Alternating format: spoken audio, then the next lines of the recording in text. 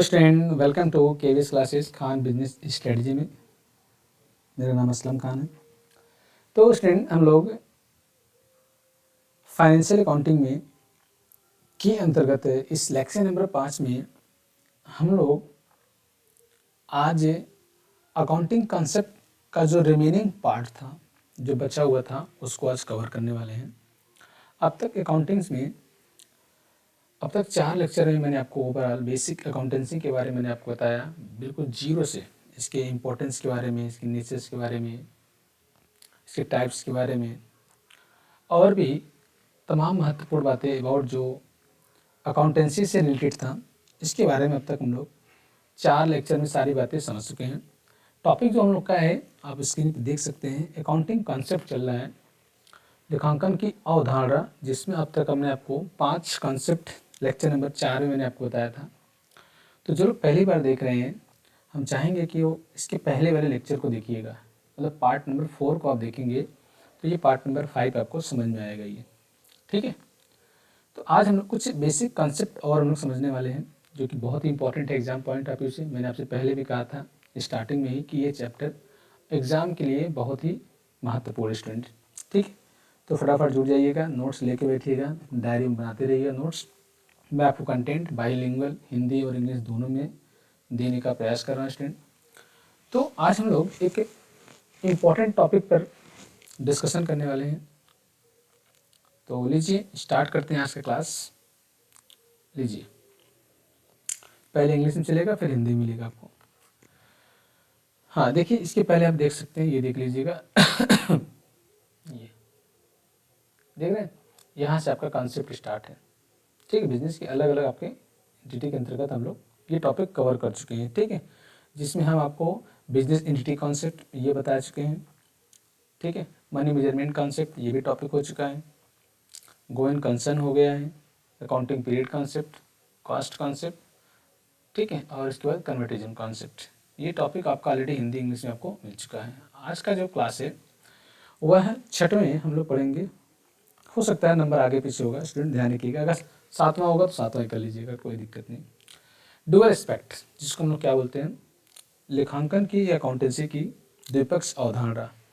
आपको मालूम होगा स्टूडेंट कि इन अकाउंटिंग में अगर जब भी कोई ट्रांजेक्शन्स होते हैं, ट्रांजेक्शन मतलब किस प्रकार कोई बाई या सेल हो रहा है, पेमेंट हो रहा है, रिसिप्ट हो रहा है, in the term of money, money के टर्म में कोई बाई या सेल हो रहा है, रिसिप्ट हो रहा है, पेमेंट हो रहा है, तो जब भी कोई ट्रांजेक्शन होता है स्टूडेंट, तो उसके 2 पार्टी होते हैं। एक पार्टी हमारा होता है डेबिट और एक पार्टी हमारा होता है क्रेडिट, ठीक है।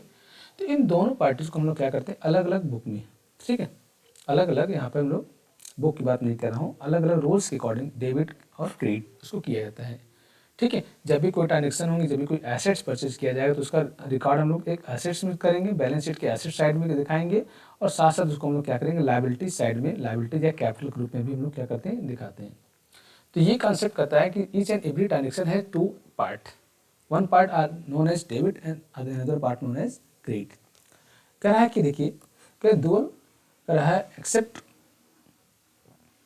Concept from the foundation of the accounting. ये रियल में क्या है, किसी भी अकाउंटिंग का ये फाउंडेशन का काम करता है, ठीक है। सबसे मेन, सबसे इंपॉर्टेंट, मूलभूत, अगर कोई अकाउंटेंसी है, अकाउंटेंसी के अंतर्गत कोई अगर आपका कंसेप्ट है, तो वो हमारा क्या है, ड्यूअल एस्पेक्ट है, ठीक। लेखांकन का द्विपक्ष अवधारणा, ये एक प्रकार से क्या पिलर है, बेस है।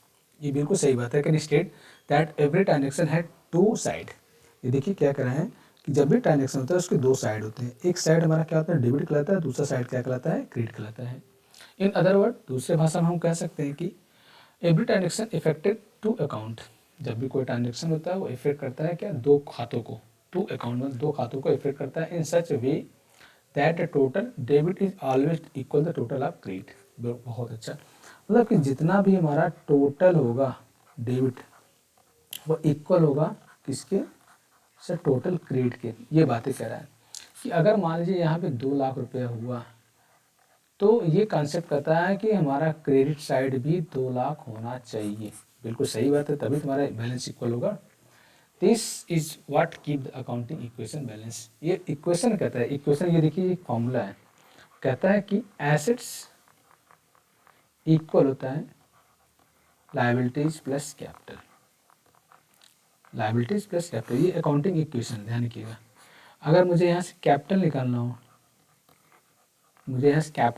हो, तो स्टूडेंट क्या करोगे सर, एसेट्स में से लायबिलिटीज़ को माइनस कर दीजिए। बहुत अच्छा। अगर स्टूडेंट लायबिलिटीज हमें निकालना हो तो क्या करेंगे, फिर वही चीज़, एसेट्स में से कैपिटल को हटा दीजिएगा, और अगर ये निकालना है तो दोनों को जोड़ दीजिएगा यहाँ वाला से। तो ये आपका क्या आता है, अकाउंटिंग इक्वेशन का ही बैलेंसिंग मेथड कहलाता है। इसके कुछ की पॉइंट है। पहला सही बात है कि every transaction has to equal and opposite. ध्यान रखिएगा, जब भी कोई ट्रांजेक्शन होता है उसके दो इक्वल पार्ट और अपोजिट इफेक्ट करता है। और एक हमारा इफेक्ट क्या करेगा, डेबिट को इफेक्ट करेगा, दूसरा हमारा क्या करेगा, क्रेडिट को इफेक्ट करेगा। ठीक है, जैसे हमने क्या किया, अब एग्जाम्पल में आपको समझा रहे हैं। Maintain the balance of accounting equation. ये अकाउंटिंग इक्वेशन को हमेशा क्या करता है, इक्वल करता है। अभी आपको नेक्स्ट टॉपिक में जनरल में जब स्टार्ट करेंगे, जनरल में न्यूमेरिकल आपको बताएंगे, जनरलिटी कराएंगे, तो वहाँ पर मैं आपको ट्रेडिशनल अप्रोच, मॉडर्न अप्रोच और अकाउंटिंग इक्वेशन के आधार पर आपको जनरलिटी कराने का प्रयास करेंगे। The basis of double entry system of accounting, ये हमारा अकाउंटिंग के डबल एंट्री सिस्टम पे क्या होता है, बेस होता है। एक एग्जाम्पल समझिएगा स्टूडेंट, सारी बातों को मैंने कवर किया। इफ अ बिजनेस परचेज और furniture of worth ₹20,000 in cash. एक बिजनेस से क्या किया, फर्नीचर परचेज किया 20,000 रुपये का। तो फर्नीचर अकाउंट इज इंक्रीज, सही बात है भाई। जो भी हमारा मॉडर्न अप्रोच का नियम कहता है कि एसेट्स और एक्सपेंस, यही कहता है ना डीलर का कॉन्सेप्ट। अगर ये दोनों हमारा बढ़ता है, इंक्रीज करेगा, तो ये हमारा क्या कहलाएगा, डेबिट कहलाएगा, और डिक्रीज करता है तो क्रेडिट कहलाता है। और फर्नीचर परचेज करोगे, ध्यान से समझिएगा इसमें, अकाउंट को अगर आपको समझना है तो उसको अच्छे से जितना आप समझेंगे उतना आपका कॉन्सेप्ट क्लियर होगा, बूस्ट होगा आपका नॉलेज। तो फर्नीचर क्या करेगा, इंक्रीज करेगा, एज पर रूल डेबिट होगा। ये भाई अगर ये दुनिया में जान लीजिए, अब कभी भी एक्सपेंसेस और एसेट्स अगर कभी भी बढ़े, कभी भी इंक्रीज करे, तो जान लो ऑलवेज क्या होगा, डेबिट होगा। इसको डेबिट करेंगे। अब स्टूडेंट आप फर्नीचर परचेज करो 20,000 रुपये का, तो फर्नीचर आपके पास जाएगा, फर्नीचर घट गया आपका, डिक्रीज करेगा, तो कैश डिक्रीज करा, जिसके कारण उसको क्या करेंगे हम लोग, क्रेडिट कर देंगे। बढ़ेगा तो डेबिट, घटेगा तो क्रेडिट, बस सिंपल ये है। ध्यान के ये कॉन्सेप्ट क्या कहता है कि अगर हमारा क्या हो गया, एसेट्स एक्सपेंसेस बढ़ रहा है तो डेबिट करिएगा, घट रहा है तो क्रेडिट। फर्नीचर खरीदोगे तो फर्नीचर आएगा, इंक्रीज करेगा, इसलिए इसको डेबिट किए, और घट रहा है कैश, इसलिए क्या, और सेम अमाउंट से अगर यहाँ पे सब 20,000 है तो ये भी हमारा 20,000 रुपये ही होगा, ऐसा ये कंसेप्ट कहता है। ठीक है, अकाउंटिंग का जो दो एस्पेक्ट कॉन्सेप्ट है, ये कहता है कि ट्रांजेक्शन होगा तो इफेक्ट करेगा opposite side, both opposite side क्या करेगा, इफेक्टेड करेगा इक्वल अमाउंट से। आई होप आपको समझ में आ गया होगा। द्विपक्ष अवधारणा, द्विपक्ष, दो पक्ष इसमें होंगे, समझो सिंपल, दो पक्ष होंगे। लीजिए अगला करें मैचिंग कॉन्सेप्ट, मिलान की अवधारणा इसको बोलते हैं। क्या बोलते हैं, मैचिंग कॉन्सेप्ट, मिलान की अवधारणा। मिलान का मतलब होता है, ध्यान रखिएगा, आपको मालूम होगा कि ईच एंड एवरी ईयर जब भी हमारा बैलेंस शीट बनता है, प्रॉफिट एंड लॉस या statement of profit and loss बन जाता है, तो जो ओनर होता है उसको क्या करता है, मैच करता है। तो मैच कैसे करता है, जो भी हमारा उस पर्टिकुलर टाइम पीरियड का जो भी हमारा क्या होता है, वो एक्सपेंस होता है, वो इक्वल होता है उस पर्टिकुलर टाइम पीरियड के क्या है, इनकम के बराबर मैच करता है, या इसको हम कंपेयर करने का प्रयास करते हैं। मैचिंग मतलब यही होता है कि जो भी हमारा एक्सपेंस हो रहा है उस पर्टिकुलर टाइम का, उसका जो इनकम होगा वो ऑलवेज क्या होना चाहिए, इक्वल होना चाहिए। ठीक है, जिससे हमें क्या हो, बिजनेस का जो प्रॉफिट एंड लॉस हो वो पर्टिकुलर टाइम का, वो भी सही जानकारी मिल सके। ठीक है, और इससे हम लोग क्या कर सके, आसानी से अपने बिजनेस के बारे में सटीक जानकारी निकाल सकें। कॉन्सेप्ट क्या कहता है, देखिए, the matching concept ensure that the expenses are record in the same accounting period. देखो क्या कह रहे हैं, द मैचिंग कॉन्सेप्ट इंश्योर करता है that all expenses are record, जो भी हमारे एक्सपेंस है उसको रिकॉर्ड किया जाएगा in the same accounting period as the revenue help to generate. जैसे मतलब आपका रेवेन्यू इनकम हमारा कोई जनरेट कर रहा है, उसका जो भी एक्सपेंस होगा, मतलब जैसे हम किसी चीज़ को सेल कर, हमारा काम ही सेल करना है, तो सेल करने रेवेन्यू है, तो सेल को करने में हमारा कुछ ना कुछ तो खर्चा हुआ होगा, तो उस खर्चे को हम लोग क्या करेंगे, उस पर्टिकुलर टाइम में हमें लिखना पड़ेगा। उस पर्टिकुलर रेवेन्यू से रिलेटेड जो भी हमारे पास एक्सपेंस हुआ होगा उस पर्टिकुलर टाइम में आपको लिखना पड़ेगा। ठीक है, इसके बाद क्या कर रहे हैं, accounting period the revenue they help to it emphasises that the direct relationship between the income and cost incurred to earn.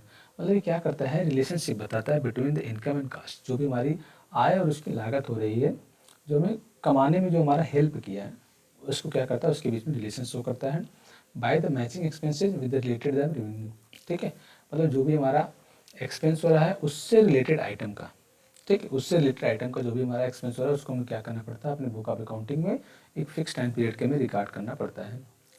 Financial statement show and more accurate measure of the profit and loss at the particular period. यही बात मैं आपको शुरू में बताया था, जिससे हमें क्या हो, बिजनेस के बारे में सही प्रॉफिट एंड लॉस की जानकारी क्या कर सके, मिल सके, और उस पर्टिकुलर टाइम में हमें एक एक्यूरेट नॉलेज मिल सके अबाउट द बिजनेस में क्या इनकम हो रहा है, क्या एक्सपेंस हो रहा है। ठीक है स्टूडेंट, इसका कुछ की पॉइंट समझिएगा। एक्सपेंस और मैच, एक्सपेंस क्या हो चाहिए, मैच होना चाहिए विद द रेवेन्यू, उसके रेवेन्यू से।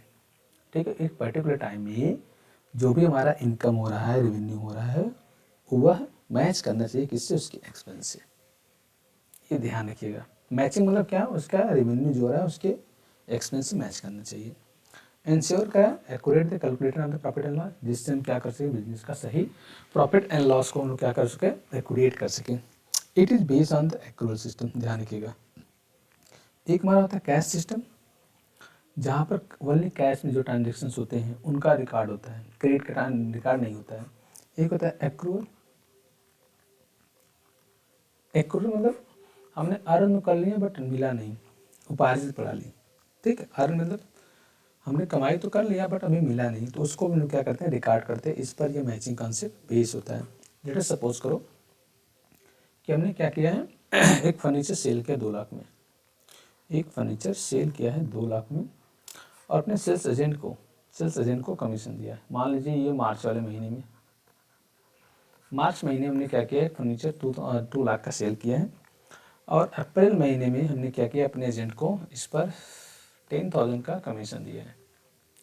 तो अब ये जो हमारा रेवेन्यू हमने किया है 2 लाख का, इसका जो खर्चा हो रहा है उसको रिकॉर्ड करना पड़ेगा, हमें मार्च वाले महीने में रिकॉर्ड करना पड़ेगा एज ए एक्सपेंस के रूप में।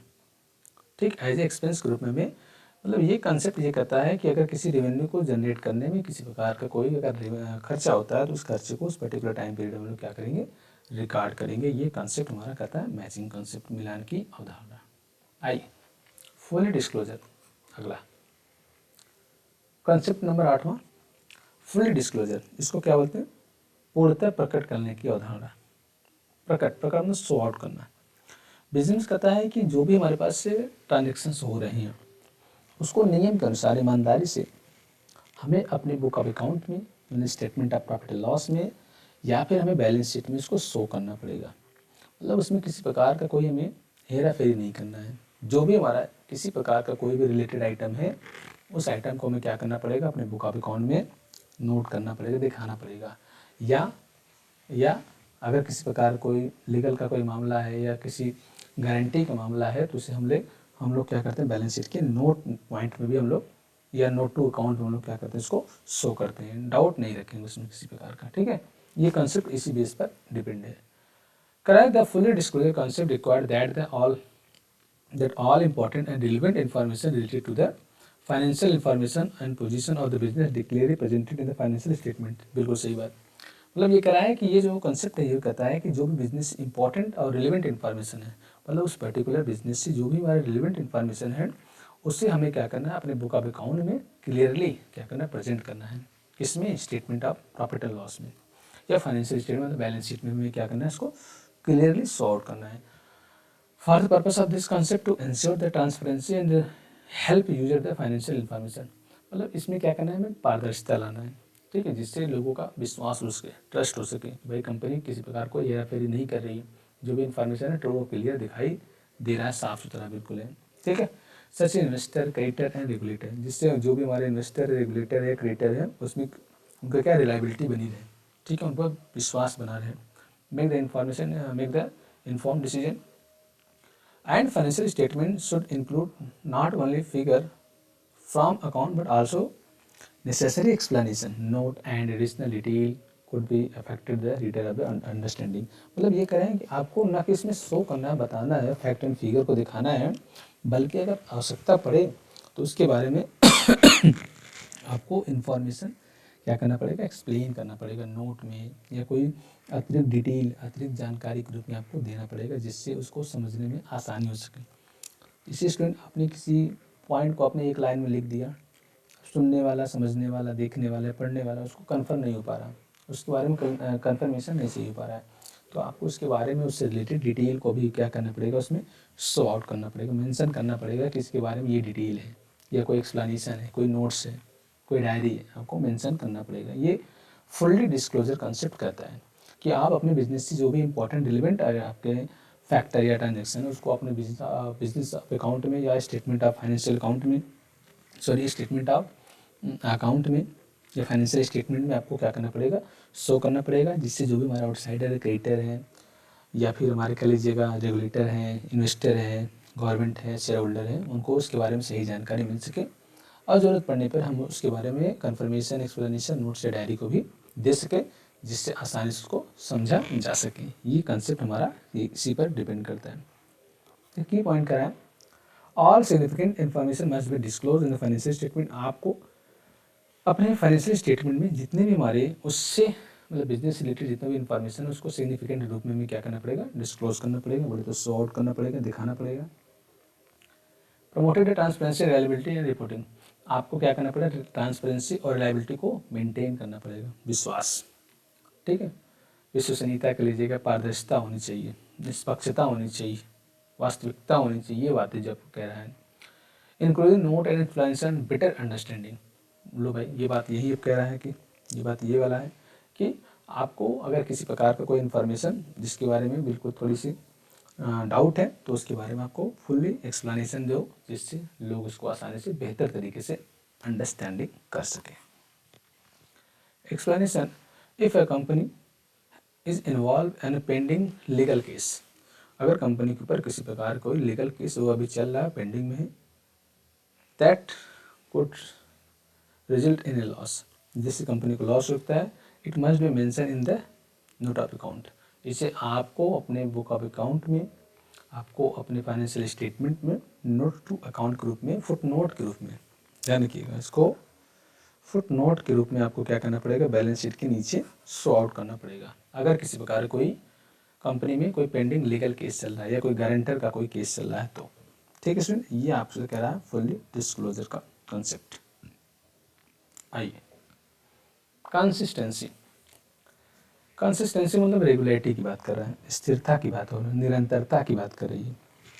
मतलब स्टूडेंट ये कह रहा है कंसेप्ट कि बिजनेस में जो भी आप रूल्स को फॉलो कर रहे हैं, एक बार जो भी रूल्स फॉलो कर रहे हैं, आगे भी आने वाले साल में भी आपको उसी रूल पे काम करना पड़ेगा।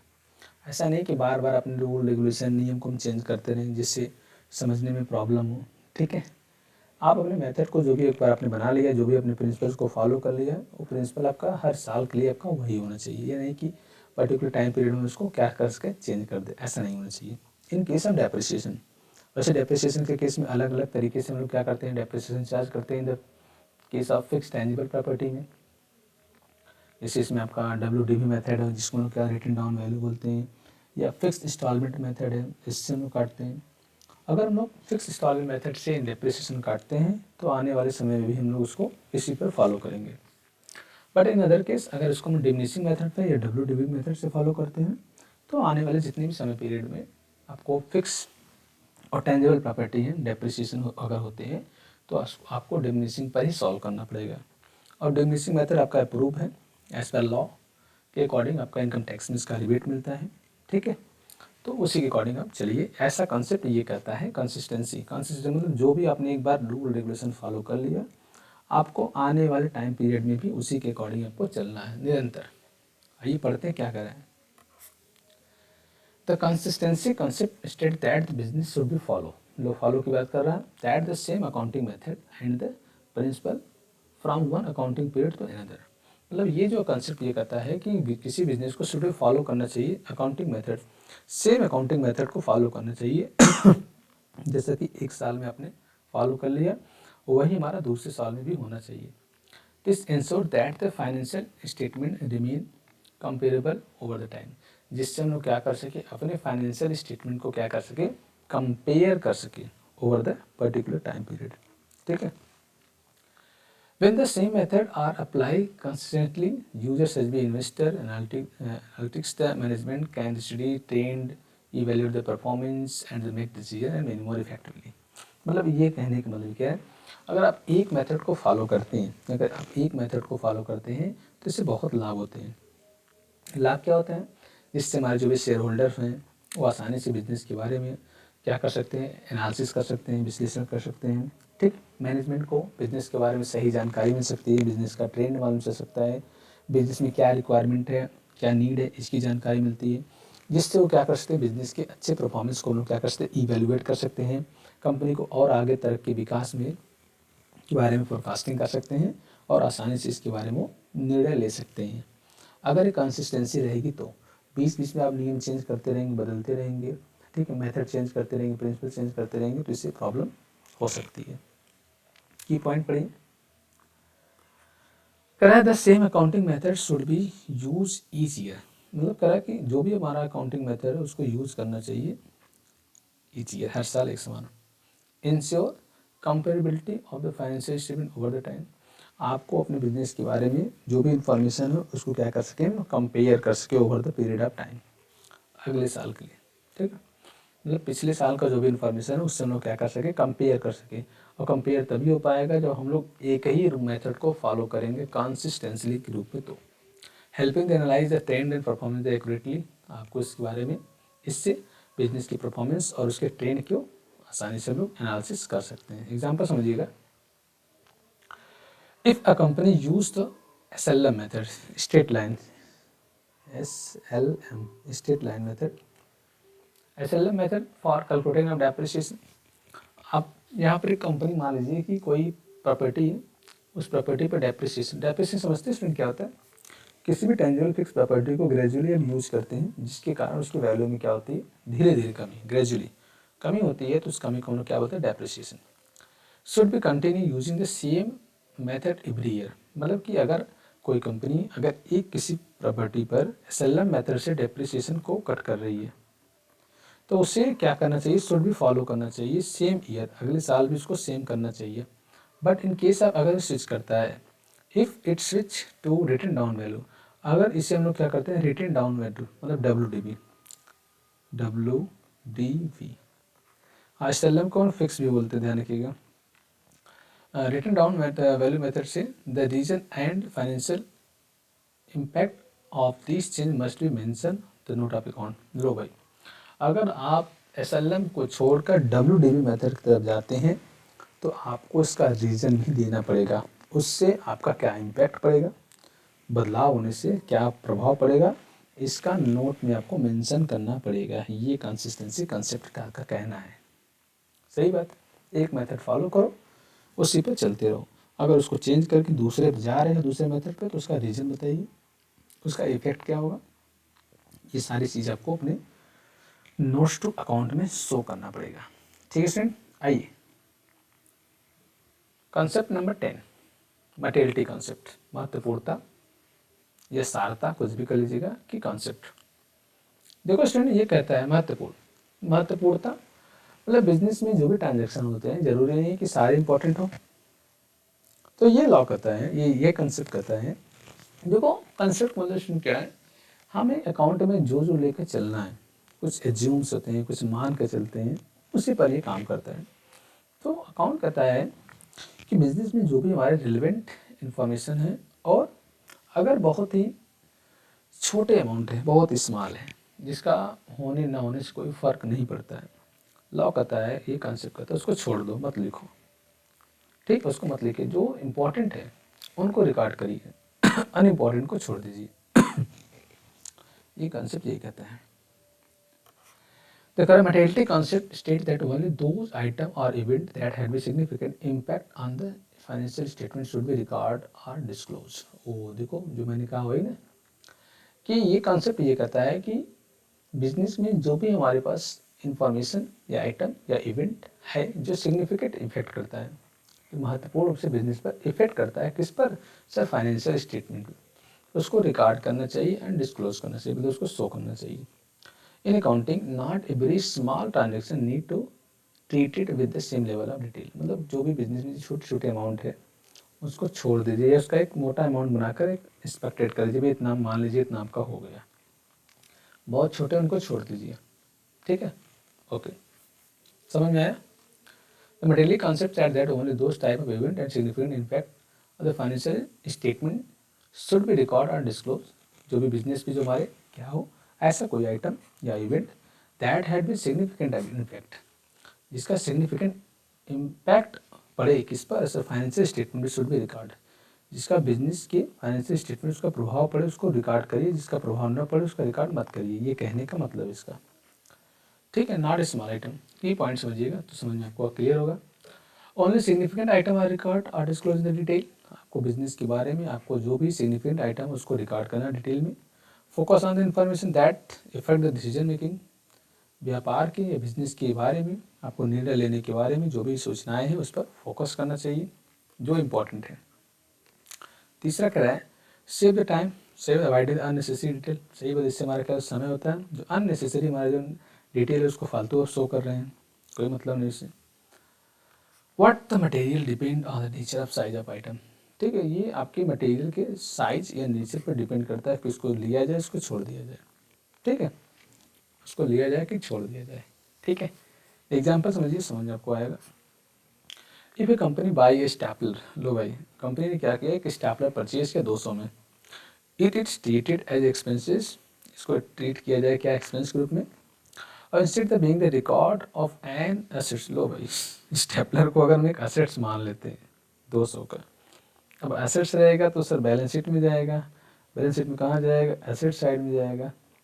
अब इसको रिकॉर्ड करा asset side, since amount of too small, ये बहुत छोटा अमाउंट है, the effect of financial decision, इससे फाइनेंशियल डिसीजन लेने में क्या करेगा, इफेक्ट करेगा ये।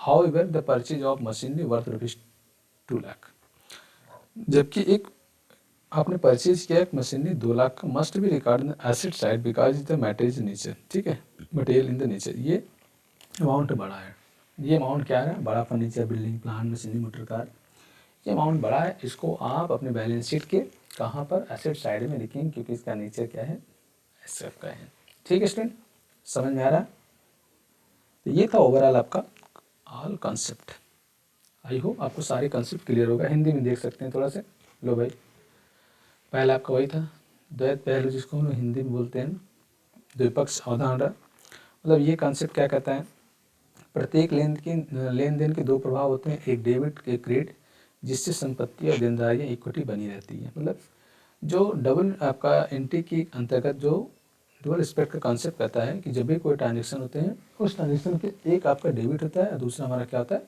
क्रेडिट होता है, जिससे हमारा जो एसेट्स होता है, जो हमारा एसेट्स होता है वो इक्वल हो जाता है किसके, लायबिलिटीज प्लस कैपिटल के क्या होता है, वो इक्वल हो जाता है, ठीक है, बात समझ में आ गया।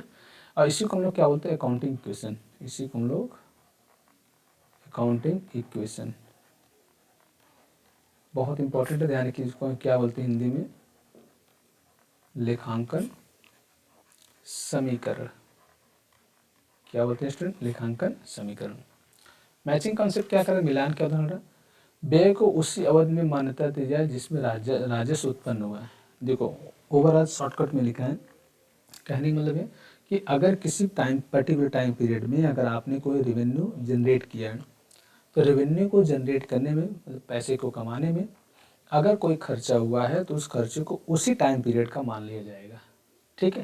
मैंने क्या कहा, एक एग्जांपल भी दिया था कि हमने मार्च वाले महीने में 2 लाख रुपए का फर्नीचर बेचा और इस पर हमने अपने एजेंट को कमीशन दिया 10,000 रुपये अप्रैल वाले महीने में, ठीक है।